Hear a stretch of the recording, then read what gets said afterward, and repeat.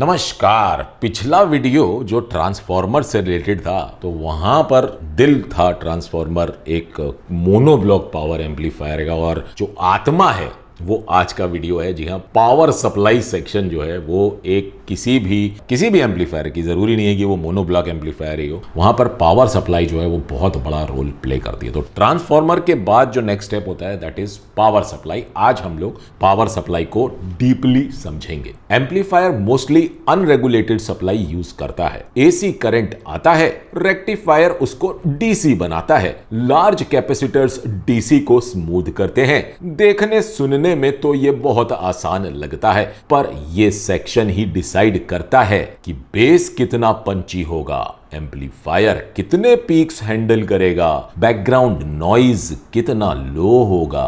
अब बात करते हैं रेक्टिफायर सेक्शन की। रेक्टिफायर एसी को डीसी बनाता है। नॉर्मली 4 डायोड्स का ब्रिज यूज होता है। हाईफाई एम्पलीफायर्स की दुनिया में 10 एम्पियर, 25 एम्पियर या फिर 50 एम्पियर तक का ब्रिज रेक्टिफायर उपयोग किया जा सकता है, जो कि निर्भर करता है ओवरऑल बिल्ड के ऊपर। अब रेक्टिफायर के बाद बात करेंगे स्मूथिंग कैपेसिटर्स के बारे में, जो कि बेस का रियल सोर्स है। कैपेसिटर्स वोल्टेज को स्मूथ बनाते हैं। कैपेसिटर बैंक जितना बड़ा होगा, बेस उतना सॉलिड, कंट्रोल्ड और पावरफुल होगा। कम से कम 10,000 म्यूएफ पर रेल ठीक ठाक मानी जाती है। 22,000 म्यूएफ पर रेल हो तो अच्छी मानी जाती है, और यदि 47,000 म्यूएफ पर रेल हो तो समझो मामला एक्सीलेंट है। लेकिन यहां सबसे इंपॉर्टेंट बात है, ईएसआर कम होना चाहिए और रिपल करंट रेटिंग हाई होनी चाहिए। क्या कम होना चाहिए?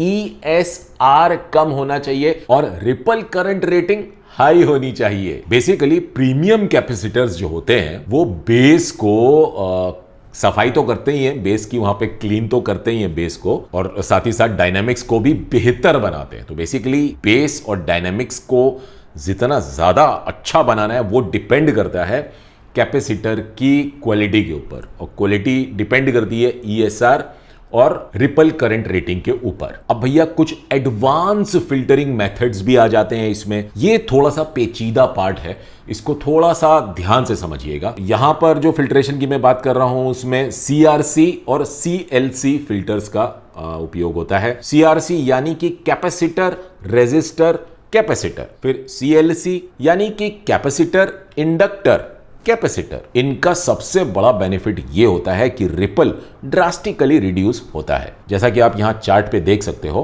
तो किस तरह से ये एक CRC फिल्ट्रेशन के बाद जो रिजल्ट्स हैं वो यहां पर हम देख सकते हैं। तो इस तरह से यहां पर जो है रिपल को ड्रास्टिकली रिड्यूस किया जा सकता है, और इसकी वजह से जो बैकग्राउंड हिज और हम जो होता है वो मतलब समझ चलो कि जीरो हो जाता है, एकदम नील बटे सन्नाटा। और हाई फिडिलिटी ऑडियो की दुनिया में जो एम्पलीफायर सर्किट बोर्ड्स जो होते हैं उनको पावर करने के लिए उसमें एक सेक्शन होता है जो कि इनपुट स्टेज का सेक्शन होता है। तो वहां पर एक लो नॉइज पावर सप्लाई का स्पेशली यूज किया जाता है अलग से। तो इसलिए फिल्ट्रेशन का जब यूज किया जाता है उसका मतलब ये है कि वहां पर साउंड को फिल्टर नहीं किया जा रहा है। मतलब बेसिकली फिल्ट्रेशन तो सब कुछ साउंड के लिए ही हो रहा है, बट वहां पर करंट का फिल्ट्रेशन चल रहा है। ये तो जितना साफ करंट, मैं हमेशा बोलता हूं ना कि जितना साफ करंट हमारे स्पीकर्स तक पहुंचेगा उतना ही साफ साउंड हमारे स्पीकर्स सुना पाएंगे हमको। तो वो साफ करंट की शुरुआत कहां से हुई?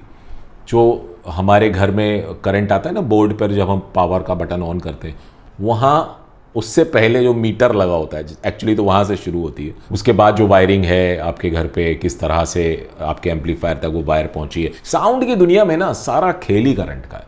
जितना साफ करंट उतनी साफ साउंड। तो साफ साउंड से जुड़ी हुई एक और चीज यहां पे आती है जिसे कि कहते हैं स्टार ग्राउंडिंग। ग्राउंडिंग अगर गलत हो गई तो एम्पलीफायर हम करेगा। स्टार ग्राउंडिंग का सिंपल रूल है, all grounds meet at one single point. इससे हम लूप्स नहीं बनते और नॉइज फ्लोर लो मिलता है। अब यहां पर मैं ना साथ ही में आपको एक AC to DC conversion example भी दे ही देता हूं लगे हाथ। यदि हमारे पास 30-0-30 का टोरोडियल ट्रांसफार्मर है जो कि अप्रोक्सीमेटली जनरेट करेगा 42 वोल्ट पॉजिटिव और 42 वोल्ट नेगेटिव रेल्स। ये हाई वोल्टेज आउटपुट ट्रांजिस्टर्स को पावर देता है। अब भैया सीधी सी बात यह है कि जो पावर सप्लाई होती है वही निर्धारित करती है कि एम्पलीफायर म्यूजिकल लगेगा सुनने में या डल लगेगा सुनने में।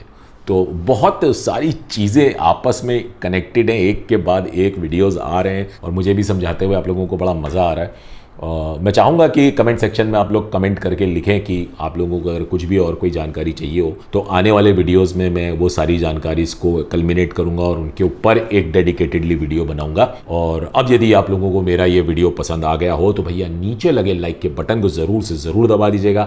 और यदि आप लोगों ने मेरे चैनल को अभी तक सब्सक्राइब ना किया हो तो उसे भी सब्सक्राइब कर लीजिएगा। फिलहाल मैं आप लोग से आगे लेना चाहूँगा। आप लोगों का बहुत बहुत धन्यवाद।